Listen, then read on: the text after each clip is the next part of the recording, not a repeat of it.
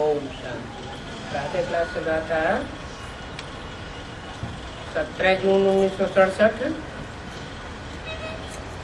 पहली पेज की अंतिम लाइन में बात चल रही थी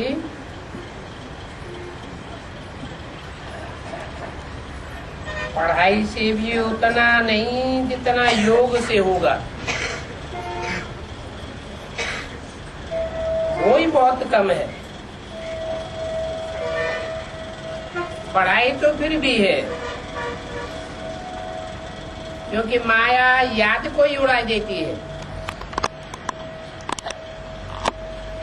और महारथियों को तो और ही अच्छी रीति पकड़ती है।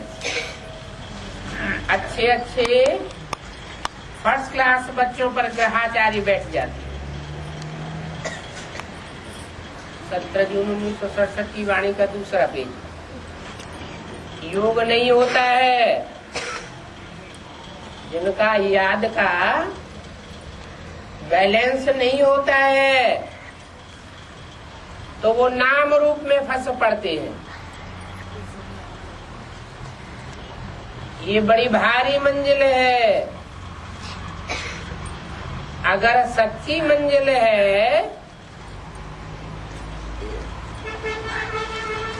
तो याद में बहुत रहना होगा।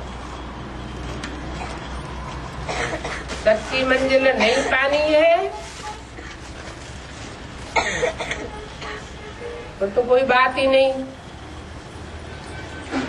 बाप तो कहते हैं ध्यान से भी ज्ञान अच्छा है, और ज्ञान से फिर याद अच्छी है।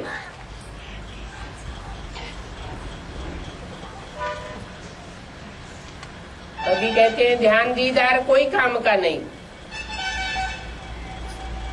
ध्यान दीदार तो भक्ति मार्ग की बात है,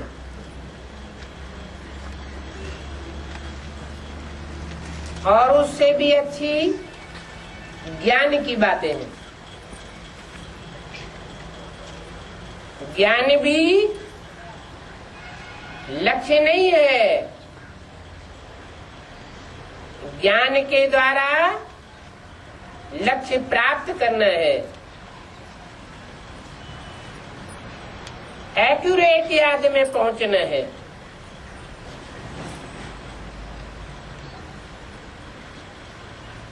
ध्यान में जाती जाने पर भूतों की प्रवेशता हो जाती है। ऐसे बहुत हैं जो फालतू ही ध्यान में जाते हैं और ध्यान में जाकर क्या क्या बोलते रहते हैं। उन ध्यान में जाने वालों के ऊपर विश्वास नहीं करना होता है।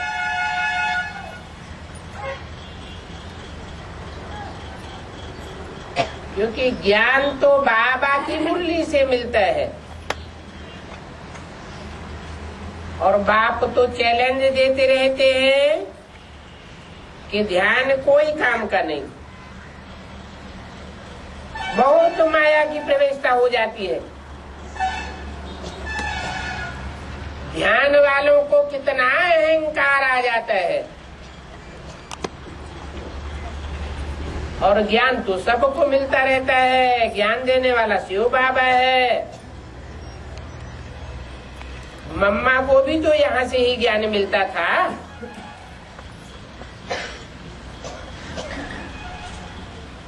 मम्मा भी आकर क्या करेगी?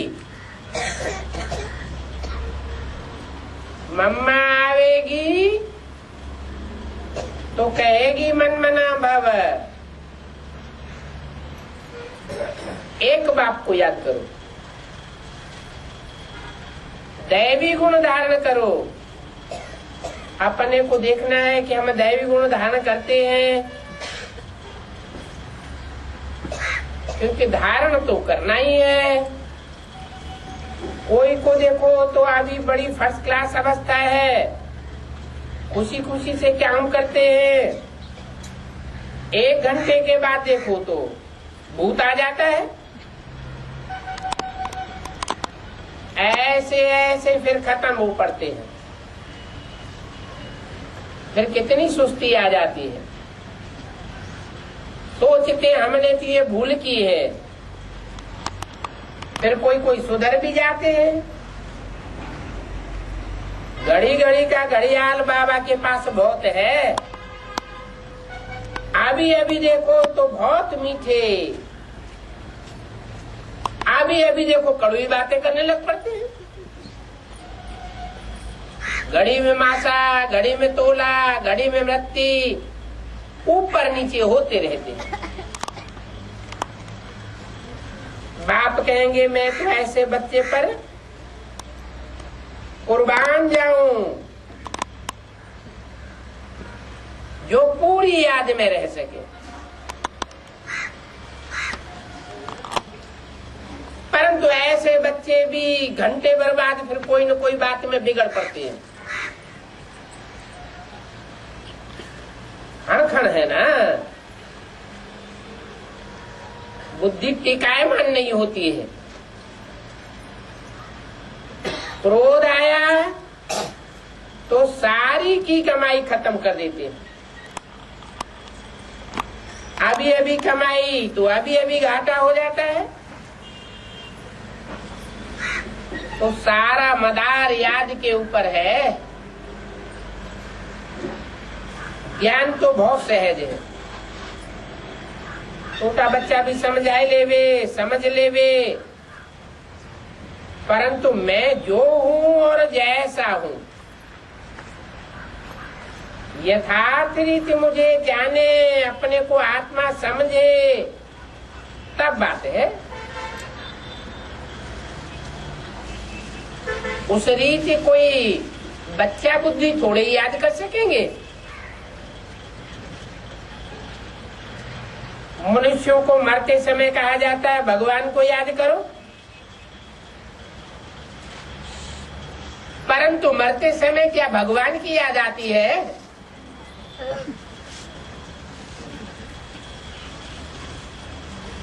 और ही जन्म जन्मांतर का कचरा इकट्ठा हो जाता है। अर्थात लंबे समय तक जो अवस्था रही है अंत समय में भी वही अवस्था बन जाती है।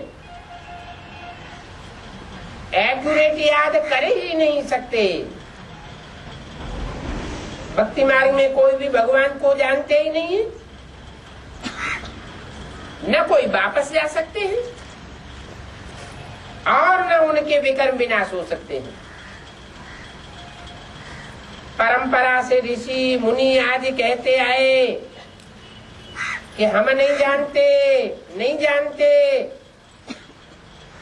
और वो ऋषि मुनि तो सतो प्रधान थे,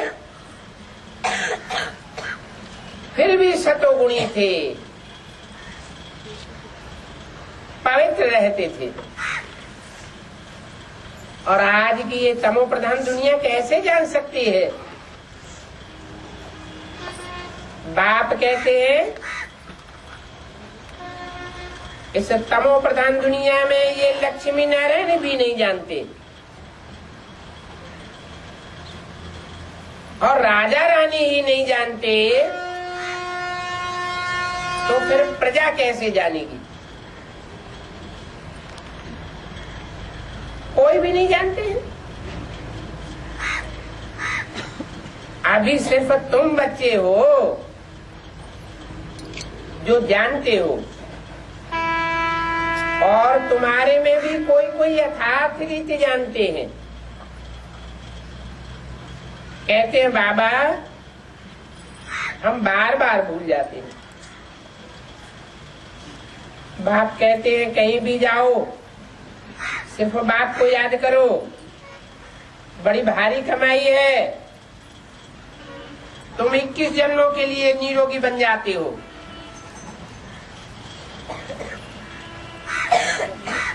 21 जन्मों के लिए निरोगी बनना कोई कम बात नहीं है।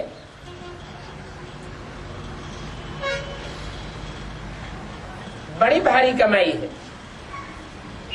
ऐसे बाप को अंतर्मुखी होकर के याद करना चाहिए, परंतु माया बुला करके तूफान में ला देती है, अंतर्मुखी रहने नहीं देती है। इसमें अंतर्मुखी होकर के विचार सागर मंथन करना होता है।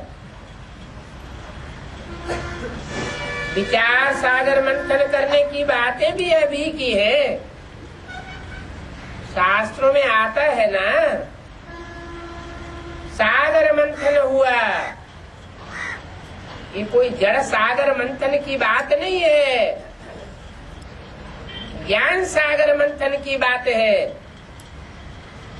ज्ञान सागर ने ब्रह्मा के तन में आकर के जो गीता ज्ञान सुनाया, उस गीता ज्ञान को मनुष्य मात्र ने नंबरवार मंथन किया। उस मंथन से नए नए रतन निकलते हैं।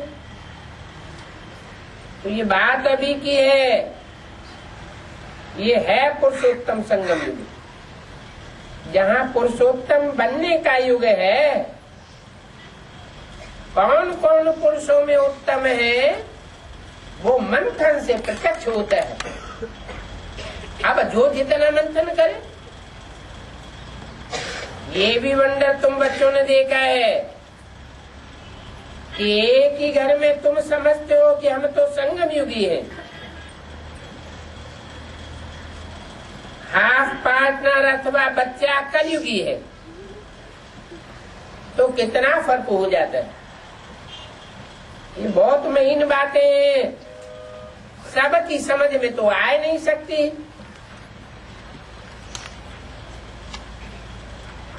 बाप इन महीन बातों को बैठ समझाते हैं। घर में रहते हुए भी बुद्धि में यही रहे कि हम संगम युगवासी हैं, बाकी और सारे चाचा मामा काका आदि सारे कलयुगी है। बाप को नहीं पहचाना है तो कलयुगी, बाप को पहचाना है तो संगम युगी। जो कलयुगी है वो कांटे हैं, जो संगम युगी है वो फूल बन रहे हैं। और हम तो फूल बनने के लिए ही पुरुषार्थ करते हैं।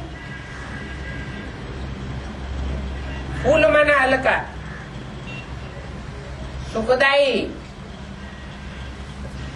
कांटा माना दुखदाई, खुद भी भारी रहेगा और दूसरों का माथा भी भारी कर देगा। तुम तो फूल बनने का पुरुषार्थ करते हो। ये है अनुभव की बातें। प्रैक्टिकल में मेहनत करनी पड़े और याद की ही इसमें मेहनत है। एक ही घर में एक हंस होता है, दूसरा बगुला होता है। हंस होगा रतन चुनेगा, ज्ञान रत्नों की कमाई करेगा। बगुला होगा गंध खावेगा। कोई तो फिर बड़े फर्स्ट क्लास होते हैं। अभी एक जोड़ी का स्वयंवर हुआ, बाबा ने तो पहली बार ही ऐसा देखा।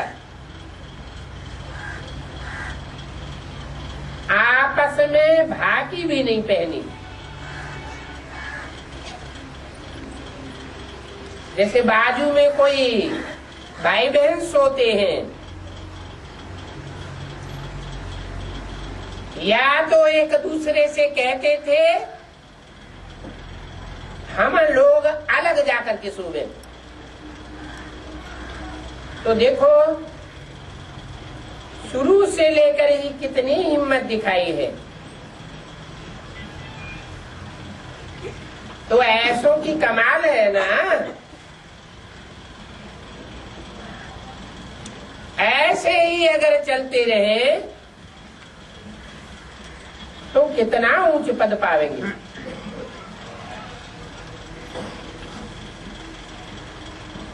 अगर चलते रहे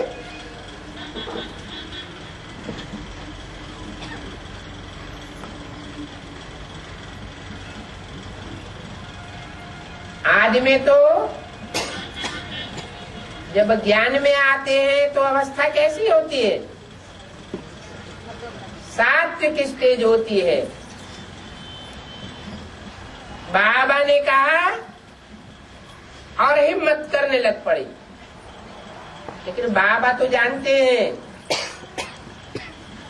कि आगे चल करके माया पछाड़ती है।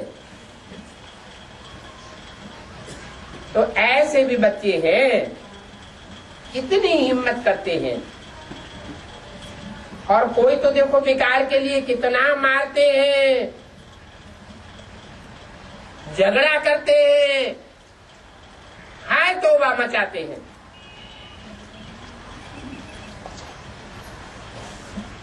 परंतु अवस्था तो ऐसी होनी चाहिए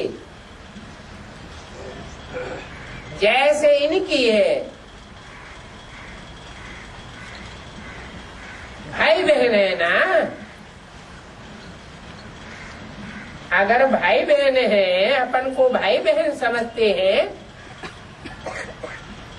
तो आपस में साथ साथ सोने की भी क्या दरकार है? सोना भी क्यों चाहिए? बाप तो हर प्रकार से राय देती रहती। जब आपस में संबंध जुटा हुआ है भाई बहन का, एक ब्रह्मा बाप की औलाद है, तो तरीके से रहना चाहिए। साथ में सोने का संकल्प ही क्यों आवे? तुम जानते हो कि श्री श्री कीमत से हम नारायण बनते हैं। श्रेष्ठ ते श्रेष्ठ बाप हमको राय देते हैं। तुम अपने अंदर ये संकल्प धारण करो कि हम एक बाप की औलाद है। श्री माना ही श्रेष्ठ, श्रेष्ठ राय ही देंगे। सतयुग में होते हैं नंबर 1 श्रेष्ठ, और तेता में 2 डिग्री कम हो जाती है। और ये ज्ञान तो अभी बच्चों को मिलता है। तुम्हारे में कोई है जो बहुत समझते हैं, कोई नहीं समझते हैं। और कोई कोई तो ऐसे हैं जो यहाँ बाप की सभा में बैठे बैठे झपकी मारते रहते हैं।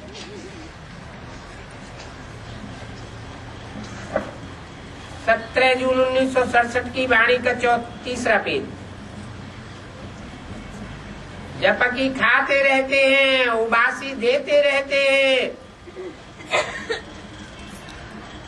सारा वातावरण ही खराब कर देते हैं।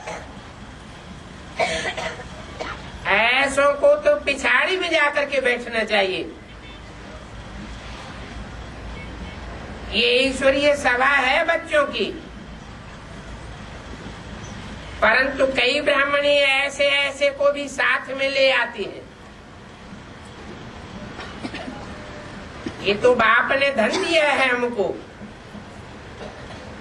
तो धन की कितनी संभाल करनी चाहिए। एक वर्षंश लाखों रुपए का है। वेद शास्त्र गीताएं आदि पढ़ते पढ़ते आज कोई साहूकार थोड़े ही बन गए और ही कंगाल बन गए।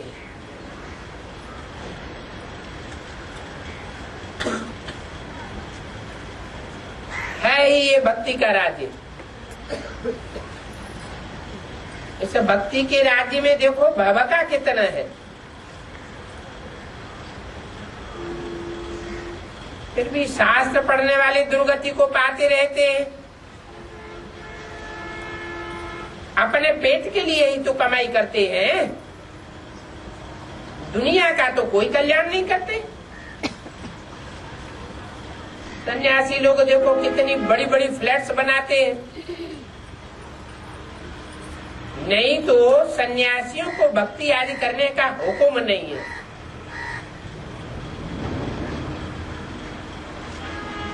उनको तो है ही निवृत्ति मार्ग। उन्हें इस प्रवृत्ति में जाने की क्या दरकार है जो मकान आदि बनावे। भक्ति है दुर्गति मार्ग,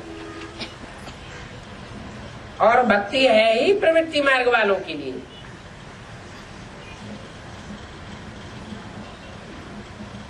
जो प्रवृत्ति में है वो बल भक्ति करे। कहते हैं ज्ञान भक्ति वैराग। जिनको ज्ञान मिलता है उनको भक्ति से वैराग आ जाता है। भक्ति का फल भगवान देते हैं और तुम बच्चों को ही देते हैं।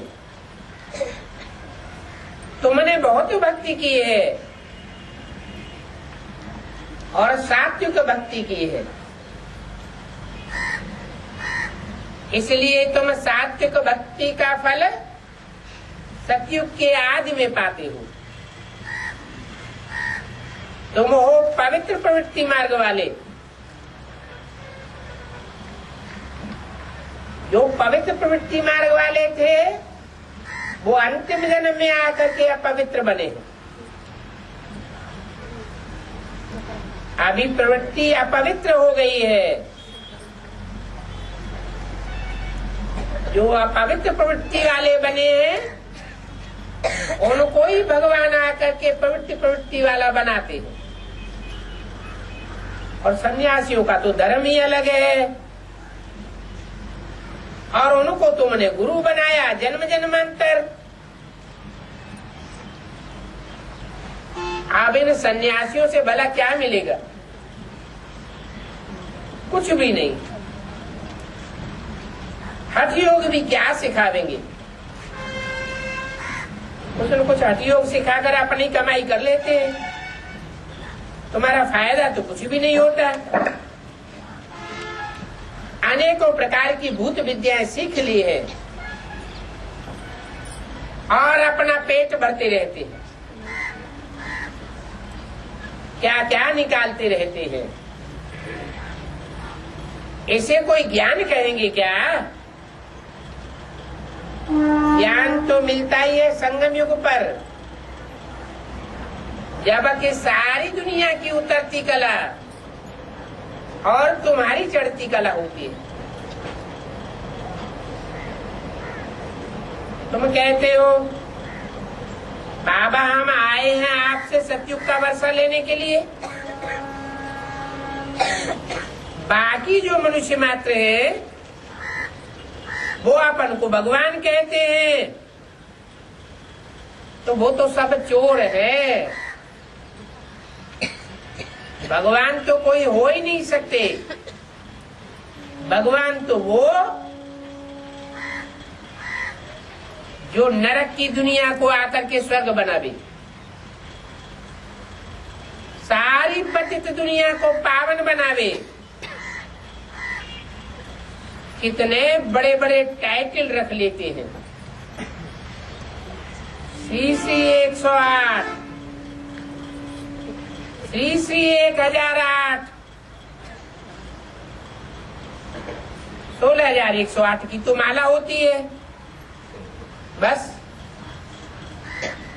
बाकी और मालाएं गाई नहीं जाती है। दो ही मालाएं मुख्य है, रुद्रमाला और रुंडमाला। रुद्रमाला बाप की माला है और रौद्र रूप धारण करने वालों की माला है, और रुंडमाला विष्णु की।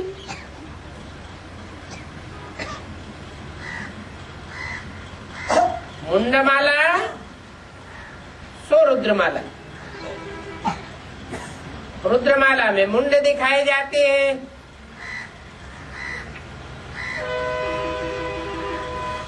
और रुंडमाला में धड़ दिखाए जाते हैं। वो है प्रैक्टिकल एक्ट करने वालों की माला। प्रैक्टिकल कार्य करके दिखाने वालों की माला, और वो है मुंडमाला अर्थात प्लानिंग करने वालों की माला। अभी तुम नंबरवार विष्णु की माला में पिरोए जावेंगे। पहले रुद्रमाला के बनते हो, फिर विष्णु की माला में पिरोए जाते हो। मीठे मीठे बच्चों को बाप बार बार समझाते हैं कि बच्चे ये सारी छीछी दुनिया है, इस छूछी दुनिया में अपने मुंड को बर्बाद न करो।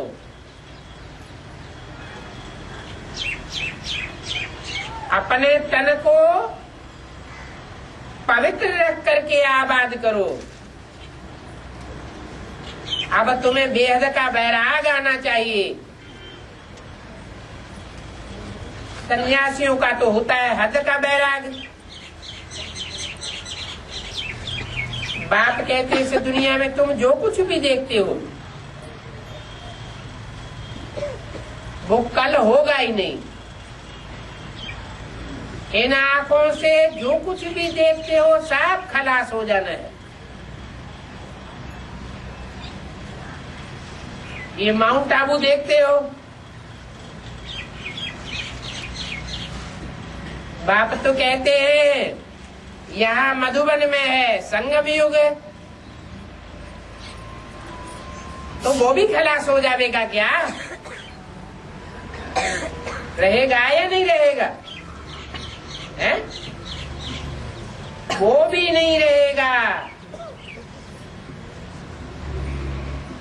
इन आंखों से जो कुछ देखते हो सब खलास हो जाना है, और बहुत लंबा टाइम भी नहीं है।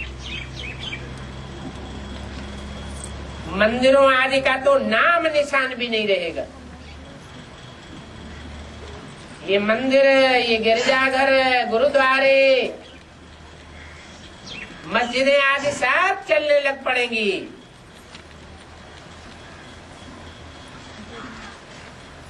वहां सतयुग में तुम देवताओं को ये पुरानी चीजें देखने की दरकार ही नहीं रहेगी। यहाँ तो पुरानी चीजों का कितना मेला लगता है। वास्तव में कोई चीज का मेला नहीं होना चाहिए सिवाय एक बाप के। वो मेले सब है मेले बनाने वाले। बाप कहते हैं अगर मैं नहीं आऊं तो तुमको राजाई कौन देवेगा? जिनको इस बात का पता पड़ता है वही बाप से आकर के लेते हैं। जिनको पता ही नहीं है वो लेंगे भी कैसे? इसलिए कोर्टों में कोई कहा जाता है। कोई भी बात में बच्चों को संशय नहीं आना चाहिए। ये भोग आदि की भी रस्म रिवाज है, संशय में आने की बात नहीं। तो रस्म रिवाज करनी चाहिए क्या?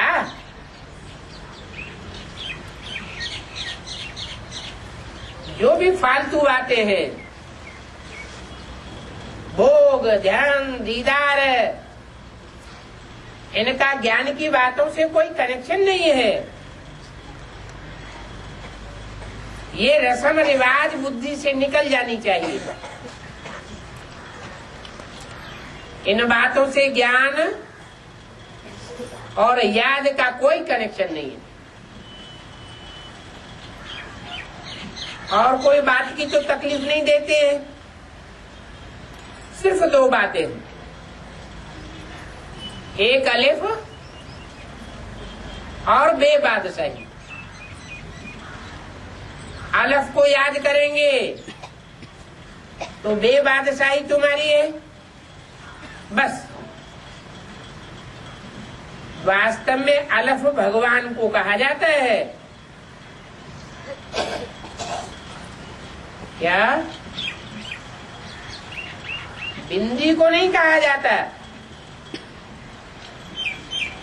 बिंदी निराकार को भगवान नहीं कहेंगे।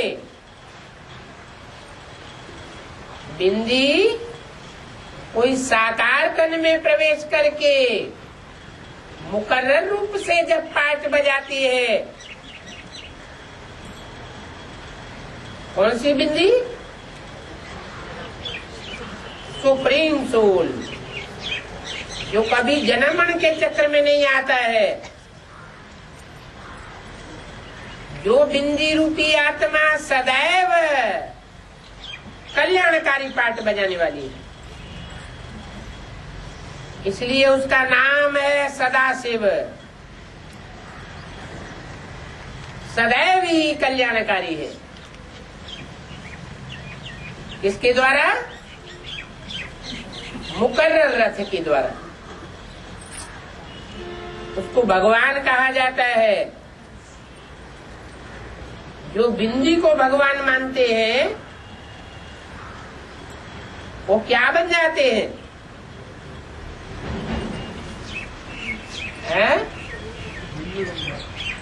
जो बिंदी को भगवान मानते हैं वो शैतान बन जाते हैं। कहाँ भगवान और कहाँ अपन को भगवान कहलाने वाले? जो भगवान होगा वो तो कब अपने को भगवान कहेगा भी नहीं। भगवान तो गुप्त साधारण रूप में आता है, प्रत्यक्ष होकर नहीं आता। तो था चना बाजे घन।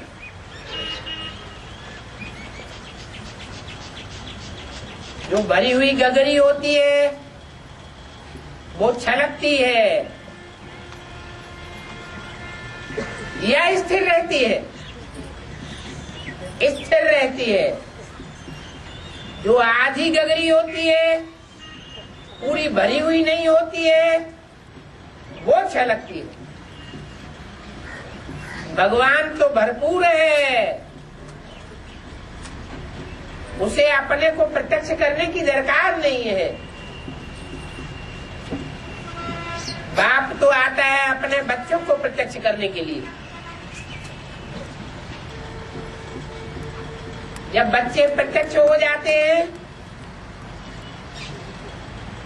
तो छुपा रुस्तम बाप बाद में प्रत्यक्ष होता है। तो अलफ को भगवान कहा जाता है। अलफ तो सदैव खड़ा हुआ डंडा है। वो पुरुषार्थ में कभी संशय बुद्धि होकर के नीचे नहीं गिरता। पड़ा हुआ डंडा नहीं बन सकता।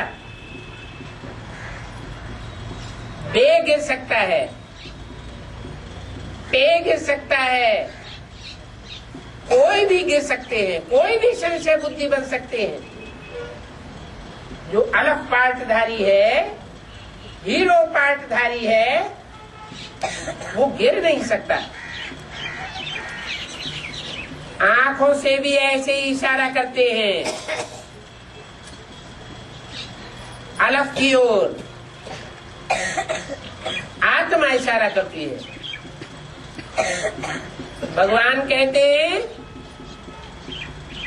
भक्ति मार्ग में तुम मुझे याद करते आए, तुम सब भक्ति मार्ग में 63 जन्म मेरे आशिक रहे। ये भी जानते हो कि बाबा कल्प कल्प आकर सभी मनुष्य मात्र को दुख से छुड़ा करके सुखधाम और शांति धाम ले जाते हैं। पहले शांति में ले जाते हैं, सुखधाम भेज देते हैं। तो बाबा ने कहा था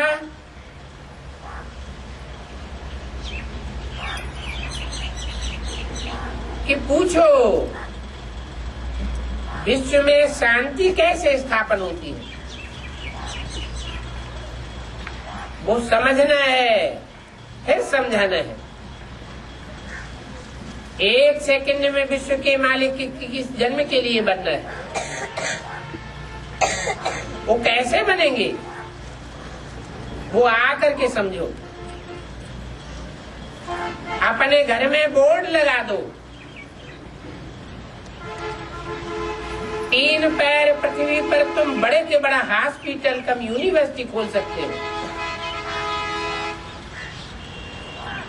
हॉस्पिटल से 21 जन्म के लिए निरोगी बनेंगे।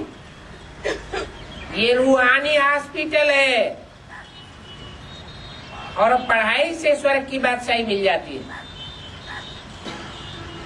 जो जितनी जास्ती पढ़ाई पढ़ेंगे राजयोगी बनेंगे, उतने ऊंचे राजा बनेंगे। प्रजा भी कहेगी हम स्वर्ग के मालिक हैं।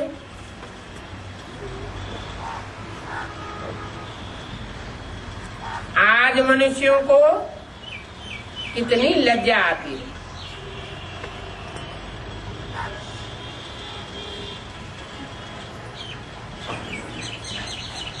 क्यों लज्जा आती है? क्योंकि नरक के वासी है,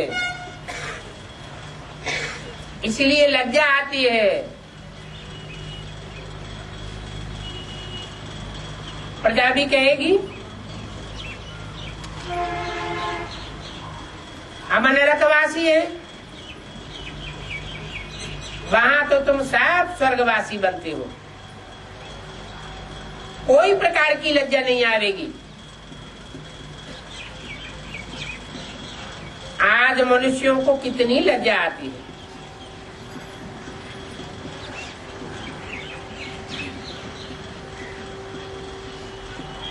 कोई शरीर छोड़ता है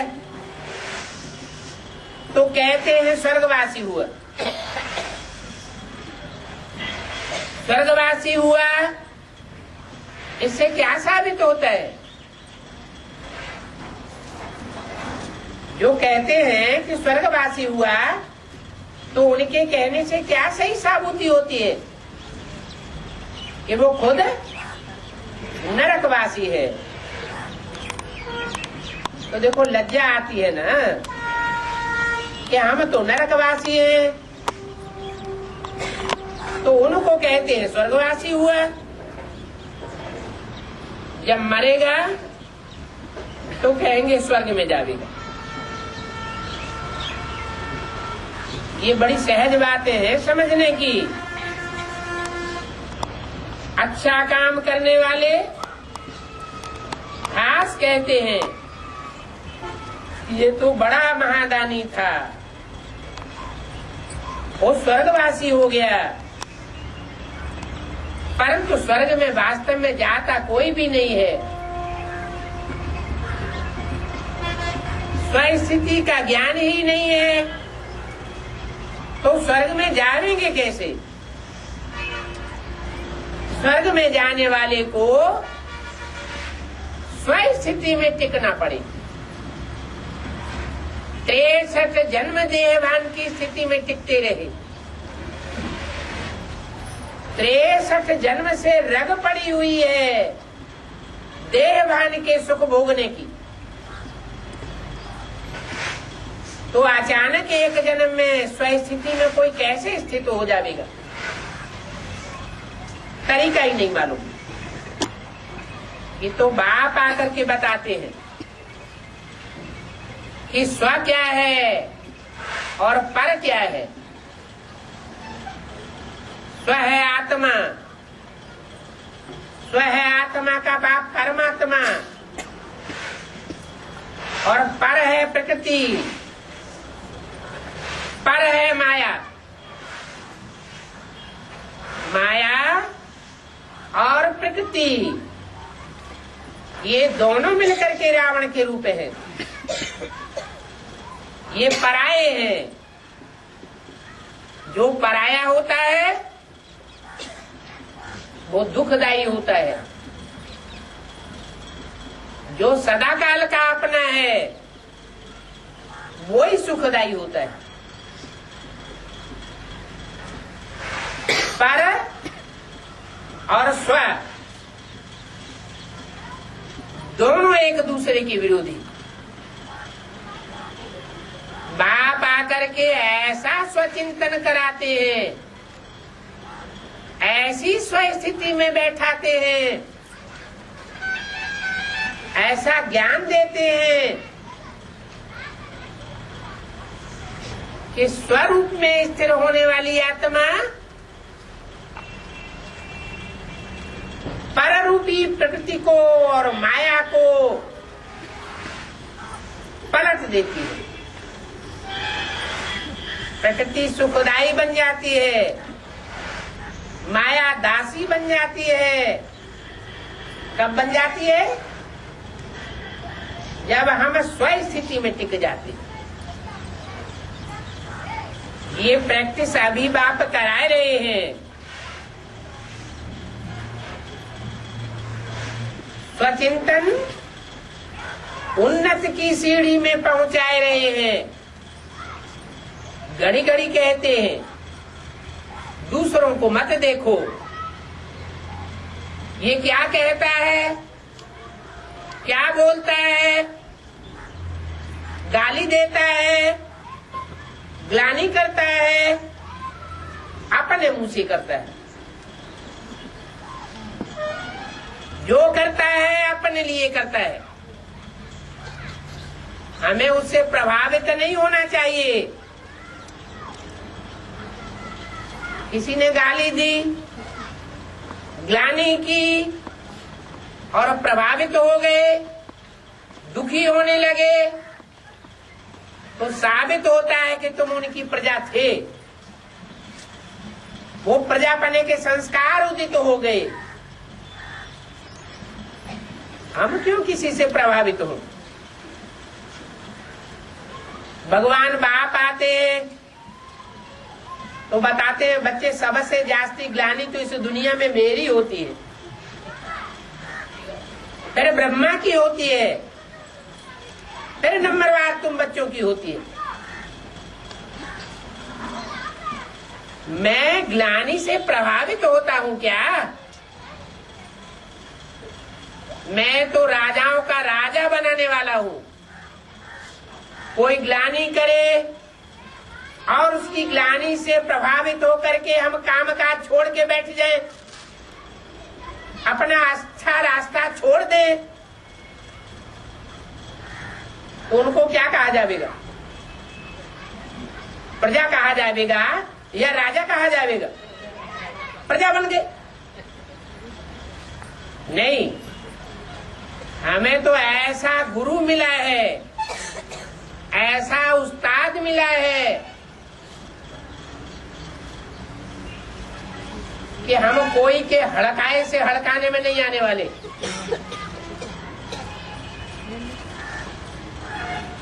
कोई के निस्तेज करने से हम निस्तेज होने वाले नहीं हैं। हमें तो तेजवान बाप मिला है। हम ज्ञान सूर्य के बच्चे हैं। सूर्य में तो कितना तेज भरा हुआ है।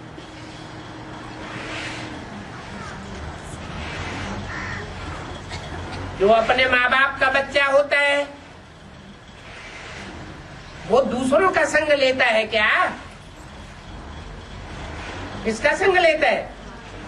माँ बाप का संग लेता है, माँ बाप की गोद में पलता है, माँ बाप की बातों पर ध्यान देता है। ये जो पर है, पराये हैं, रावण संप्रदाय है, वो नीचा गिराने की कोशिश करते हैं। और बाप हमारा अपना है, स्व है, पराया नहीं है। वो हमको सदैव ऊंचा उठाता है। इसलिए बाप को कहते हैं दया का सागर, प्यार का सागर। प्यार का सागर बाप आकर के कितना प्यार देते हैं। रावण मार देता है, रुलाता है, बाप प्यार देते हैं, तो क्या अंजाम करना चाहिए? हम किसका बन करके रहेंगे? हम किसकी प्रजा बन करके रहेंगे? है? बाप की प्रजा बन करके रहेंगे। प्रजा अर्थात बच्चे, माना प्रकृष्ट रूप से, जा माने जन्म लेने वाले। बाप ने हमको श्रेष्ठ से श्रेष्ठ जन्म दिया है। क्या जन्म दिया है? हमको अवगत कराया है कि हम ये आत्मा है, हमको देवता बनने वाले हैं। अभी अगर बुद्धि में नहीं बैठा है कि हम किस कैटेगरी के देवता हैं, तो आगे चल के पता चल जाएगा। छोटे बच्चे होते हैं, उनको अपने कुल का, अपनी जाति का उतना गहराई से पता नहीं होता है। जब बड़े हो जाते हैं तो उनको पता पड़ जाता है। तो हम भी बाप के बच्चे हैं। बाप के बच्चे नंबरवार होते हैं, माला भी नंबरवार होती है। अंदर से ये बुद्धि में आना चाहिए कि हम पहली डायनेस्टी की प्रजा है, पहली डायनेस्टी के बाप के बच्चे हैं। बाद वाली जो डायनेस्टी होगी वो कमजोर आत्माएं होंगी, कन्वर्ट होने वाली आत्माएं होंगी, कन्वर्ट होकर के भारतवासियों को धोखा देने वाली आत्माएं होंगी। हम उस ग्रुप में नहीं हैं, हम तो ऊंचे से ऊंचे ग्रुप के हैं। जो पहले नंबर की दुनिया की प्रजा होती है, उस प्रजा की भी कोई शिफ्ट होती है, कोई खासियत होती है, विशेषता होती है, जो और प्रजा वर्ग में नहीं हो सकती। वो सब है 15.25 कला, 15.5 कला, कम कलाओं वाली प्रजा, और हम हैं 16 कला संपूर्ण बनने वाले बाप के बच्चे। 16 कला से भी कोई ऊंच जाने वाले हैं, उन्हें कहते हैं कलातीत बाप के बच्चे, कलाओं से भी परे की स्टेज में जाने वाले। लक्ष्मी नारायण के चित्र में लक्ष्मी नारायण है कलातीत, और उनके नीचे खड़े हुए राधा कृष्ण बच्चे हैं 16 कला संपूर्ण। सूर्य को कहा जाता है कलातीत, और चंद्रमा को कलाओं में बांधा जाता है। तो कहाँ ज्ञान चंद्रमा के बच्चे और कहाँ ज्ञान सूर्य के बच्चे? ये सूर्यवंशी, ये चंद्रवंशी, दोनों मिलकर के क्या बनते हैं? देवता बनते हैं। उसके बाद जो भी वंश आते हैं वो सब आसुरी वंश है।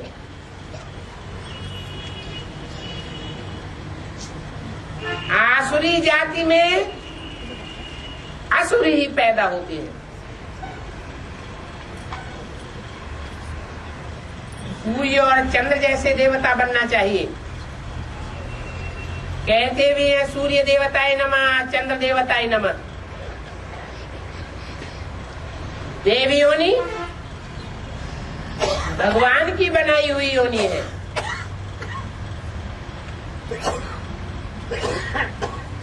आसुरी योनि मनुष्यों ने बनाई है, मनुष्यों की बनाई हुई है। हम भगवान के डायरेक्ट बच्चे हैं। भगवान हमको डायरेक्ट पढ़ाई पढ़ाता है, और धर्मवंशियों को डायरेक्ट पढ़ाई नहीं पढ़ाता। वो डायरेक्ट बाप के बच्चे भी नहीं बनते, डायरेक्ट गुरु के शिष्य भी नहीं बनते,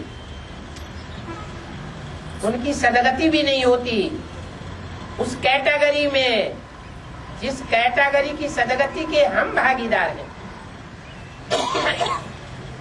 तो अपने ऊपर फखुर रहना होना चाहिए कि दुनिया हमारे को नहीं जानती कि हम किस कैटेगरी के हैं। हम हैं ऊंचे ते ऊंचे बाप के ऊंचे ते ऊंचे बच्चे। कोई हमको कितना भी डाउन करने की कोशिश करे, कभी डाउन नहीं होना चाहिए। भला बाप ही हमारी परीक्षा लेवे, ऐसे तो बाप परीक्षा लेते नहीं है, माया परीक्षा लेती है। मधुबन में भी माया आती है,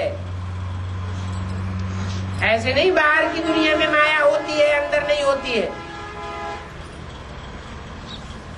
मधुबन के ब्राह्मण संप्रदाय में ही माया घुसी रहती है, कोई न कोई रूप धारण करके आ सकती है।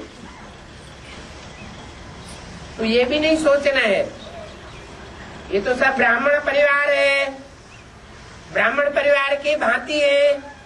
हम तो बाहर की दुनिया में जाते ही नहीं जो माया हमको पकड़े, नहीं। माया अंदर बाहर सारी दुनिया में माया व्याप्त है।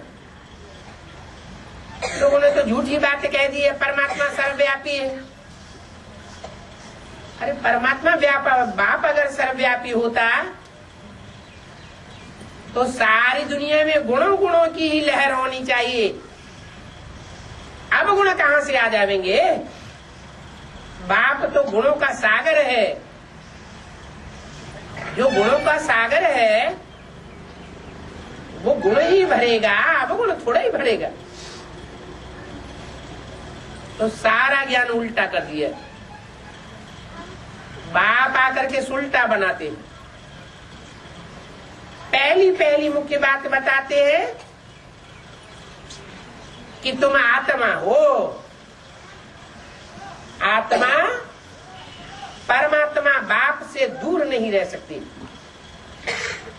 अगर आत्म की स्थिति में स्थित है, ज्योति बिंदु आत्मा की भ्रुकुटी में याद है, तो जहां आत्मा है वहां परमात्मा बाप विराजमान जरूर है। लेकिन इसका मतलब ये नहीं है कि आत्मा सो परमात्मा है, नहीं। आत्मा का साथी बाप है। जहां जहां आत्मा की स्थिति है वहां वहां परमात्मा बाप जरूर मौजूद है। आत्मा से परमात्मा अलग नहीं है। ये इस समय का गायन है जो भक्ति मार्ग में कहते हैं आत्मा सो परमात्मा। आत्मा की स्थिति में स्थित हुए, निसंकल्पी स्टेज में स्थित हुए, माना परमात्मा बाप साथ में है ही। ऐसी स्थिति में स्थित होने वाली आत्मा फिर कोई से प्रभावित नहीं होगी। ये बहुत प्रैक्टिस करने की बात है। प्रैक्टिस करेंगे तो करते करते परफेक्ट हो जाएंगे। जब परफेक्शन आ जाएगा तो कोई हमको हिला नहीं सकेगा। इसलिए कहते हैं कि हमारा बाप स्वर्गवासी हुआ,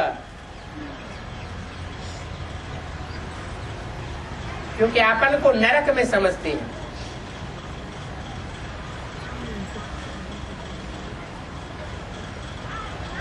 कोई भी अच्छा आदमी मरता है तो समझते हैं स्वर्गवासी हुआ। अच्छा काम करेगा तो खास कहेंगे स्वर्गवासी हुआ।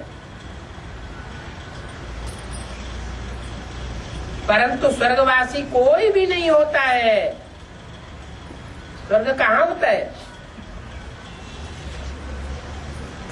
स्वर्ग श्रेष्ठ युग में होगा यह कलह क्लेश के कलयुग में होगा, द्वैतवादी द्वापर युग में होगा। जहाँ स्वर्ग होता है वहाँ द्वैत नहीं हो सकता, और जहाँ द्वैतवाद होता है,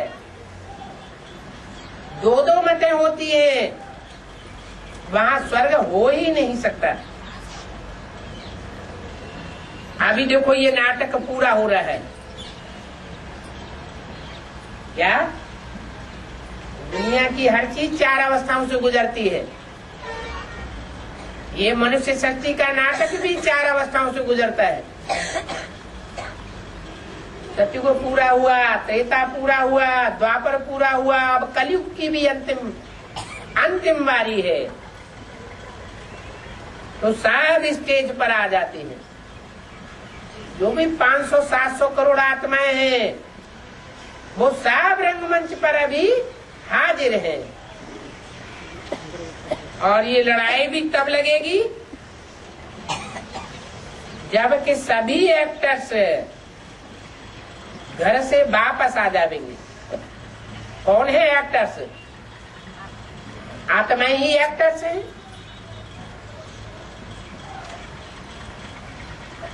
अंतिम सीन होगा, सब कान खड़े होकर के खड़े हो जाएंगे।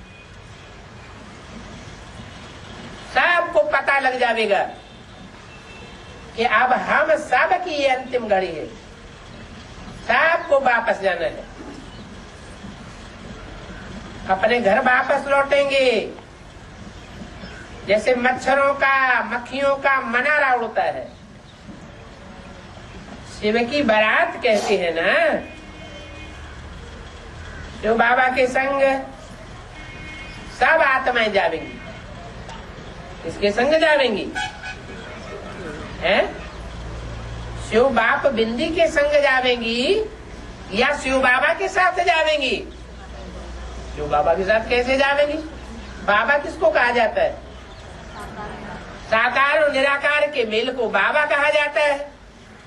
तो साकार परम धाम घर में जावेगा क्या है?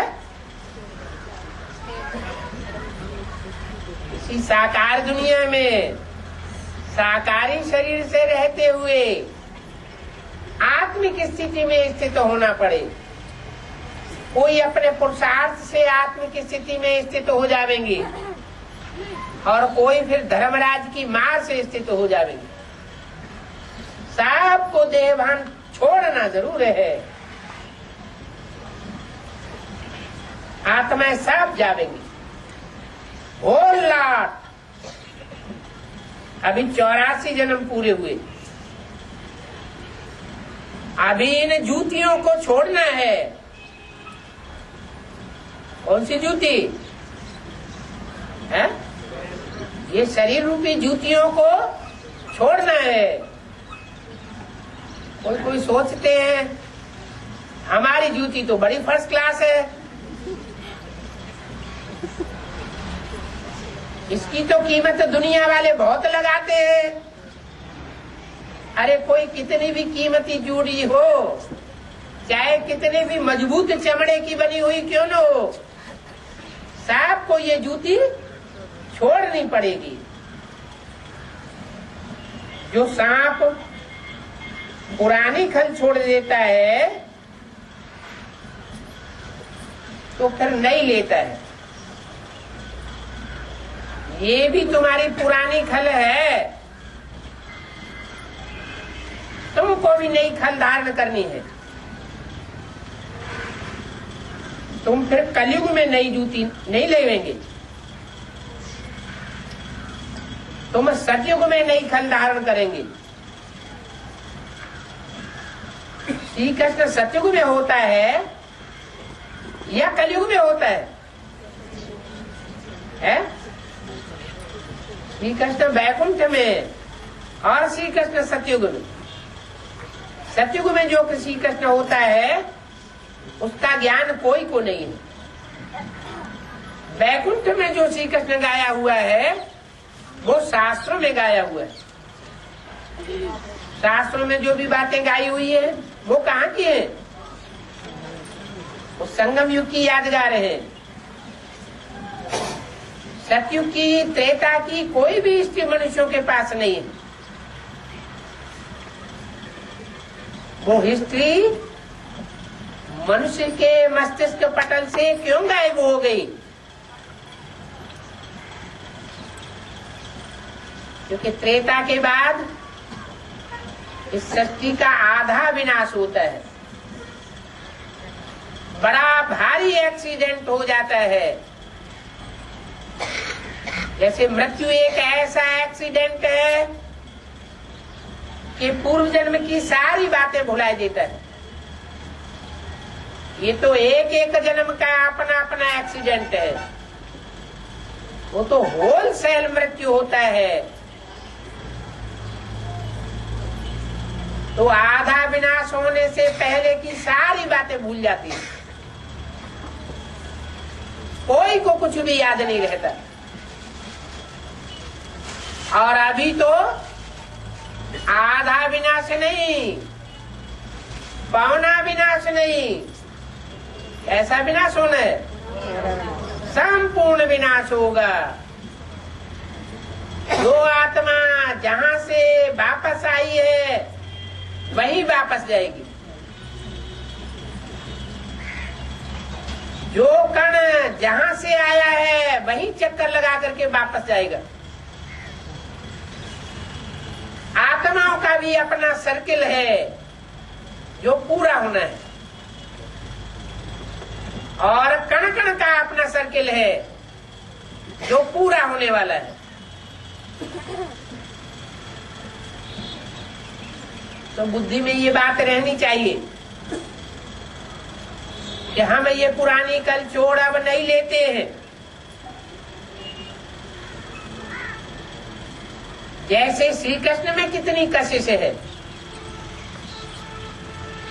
ऐसे हमारी आत्मा और हमारे शरीर में भी कशिश आ जाएगी। फर्स्ट क्लास खल है कृष्ण की, ऐसी ही खल हम भी धारण करेंगे।